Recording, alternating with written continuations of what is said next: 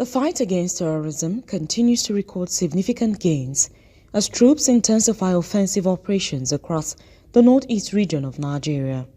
According to a statement by the Media Information Officer, Lieutenant Colonel Sani Oba, acting on credible intelligence about the movement of logistics supplies by suspected ISWAP elements, troops of Operation Hadin Kai, working with members of the Civilian Joint Task Force and local hunters, moved to an identified interception point between Sojiri and Kayamla villages on the night of December 20, 2025. At about 2:24 a.m. on December 21, suspected terrorists arrived at the location on bicycles, conveying various logistics items, confirming earlier intelligence reports. Troops already positioned in concealed and coordinated formations launched a decisive ambush on the group. 17 suspected terrorists were neutralized during the encounter, while others fled the area with gunshot wounds. Items recovered from the scene include several bicycles, assorted food items, drugs and medical supplies, detergents, clothing materials, bicycle tires, torchlights, assorted weapons and ammunition of various calibers. Following the successful operation, troops safely withdrew to their base at about 4:20 a.m.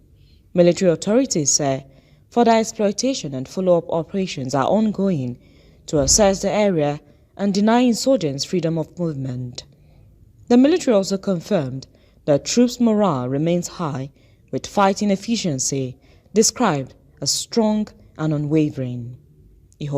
Abeg, if you think you've seen it all with the Nigerian military, hold your breath. Because what just went down in the northeast, specifically around the Mandara Mountains and the Lake Chad fringes, is the kind of stuff they make action movies out of. Welcome back to the channel, guys. Today, we are diving deep into the latest victory dance of Operation Hadin Kai. We are talking about a high-stakes, midnight operation where our troops didn't just repel an attack. They completely dismantled the vital supply route that these guys have been using to terrorize our people. If you're a fan of seeing our gallant soldiers win, hit that like button right now. Let's show them some love in the comments. Today, we are breaking down the tactics, the senior terrorist that met his end, and the high-tech gear the army used to catch them sleeping. Sit tight, because this gist is loaded. Why this route mattered. So, let's set the scene. You see, for months, there's been this hide-and-seek game around the Bitta community and the Mandara Mountains. These areas are notorious because the terrain is rough, perfect for insurgents to hide. But here is the catch, even terrorists need to eat. They need fuel, they need ammo, and they need to move their cameraman to record propaganda. For a long time, they've been using a specific secret corridor to sneak logistics from the mountains into the communities. Operation Hadin Kai, which, by the way, means cooperation in Hausa, has been watching. The theater command knew that if they could cut the umbilical cord, the supply route, the terrorists in the mountains would basically starve out.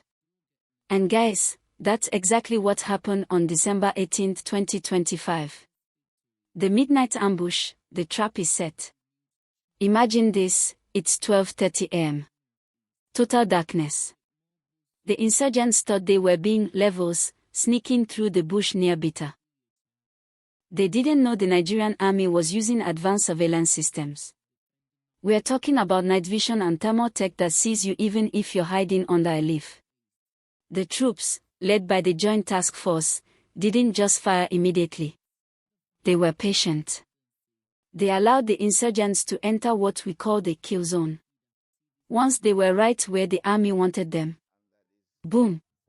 The firefight was intense. Our boys opened up with everything they had. During the chaos, a very senior terrorist commander, someone the military had been eyeing for a while, was neutralized. And get this, they even caught his cameraman. You know these guys love their propaganda videos, but this time, the camera only captured their defeat. The aftermath, what was recovered? After the dust settled and the sun came up, the loot was massive. This wasn't just a few guys with rusted guns. The troops recovered AK-47 rifles and PKT machine guns, serious firepower. Communication gadgets, high-end Baofeng radios and 7 mobile phones. Logistics, motorcycles and even bicycles, their secret transport for quiet movement. Evidence, a camcorder and loaded magazines. But here is the most satisfying part. As the remaining terrorists tried to run back to the mountains, the air component of Operation Hadin Kai was already in the sky. Precision strikes, guys. They followed the blood trails and ensured that the retreat was just as painful as the ambush.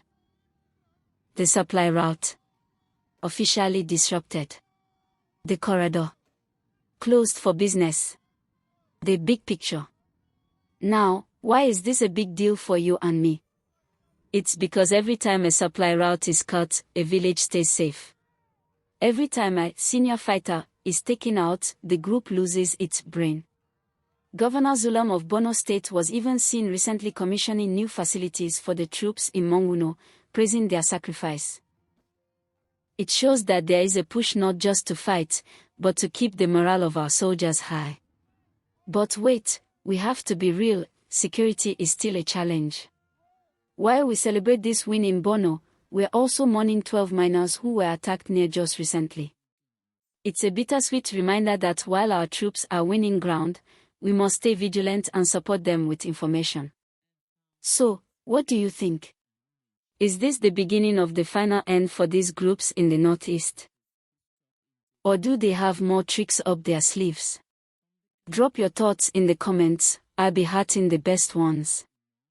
Don't forget to subscribe and turn on that notification bell so you don't miss the next Military Gist update. Until then, stay safe and keep supporting our troops. Peace. And that is, for us, the important thing is the killings to stop. And we're glad that President Trump has considered it necessary to give Nigeria the support, not by words, but by action. And want to also use the opportunity to appreciate all Nigerians for the support they are giving members of the armed forces. Together, we work as a team, and that's when we can win. Mr. President has made it clear during his last budget presentation on the mandate he's giving the members of the armed forces and all the support. Every criminal is a terrorist, and we're going to go after them. We're going to take them out. Nigeria must be peaceful. Everyone working on deck as Nigerians, taking the responsibility in supporting the armed forces and other security agencies, we shall succeed. There's never been hope like now. I want Nigerians to understand that the president means well.